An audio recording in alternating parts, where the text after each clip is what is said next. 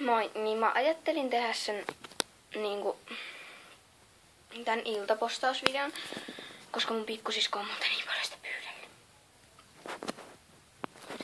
Eli, no mä kävin just suihkussa, se kuuluu mun iltajuttuihin.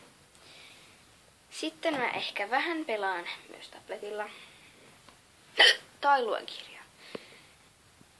Meillä on kyllä tulossa hissan koe. Mun ehkä pitäisi harjoitella siihenkin vähän. Sitten yleensä mä taas näperrän mun kuoria. Joo.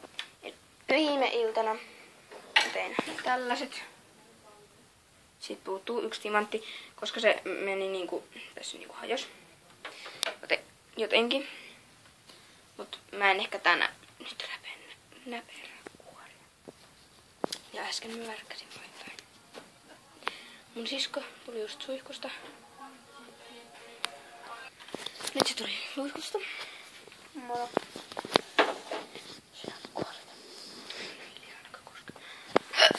Ja mulla on kauhean hikka. Se tuli. Mulla on ollut koko päivän hikka. Ensiksi kun mä menin kouluun. Sulla on 2 kertaa hikka koulussa. Kun mä menin mun kaverille. Ja nyt taas kun mä tulin sieltä. Ja oli suihkussa.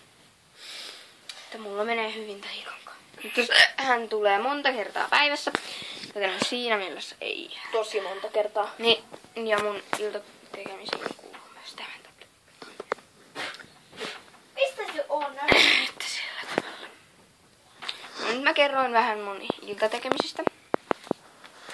Että mitä mä niinku teen illalla. Ja Pierasin. Ai! Niin ja niin edespäin. Että ne on niinku yleisimmät, mitä mä teen illalla. Ja sitten tietenkin. Tiedätkö mikä niillä on? Joo, hetkinen helppoa. Et sellainen oli mun iltapostausvideo. Mä en nyt jaksa tehdä pitempää, koska mä syttää ihan sikana. Mä en varmaan tänään tee mitään noista, mitä mä pitäisi. Tai mitä mä teen yleensä. Kato Moikka! Mä teen nyt video.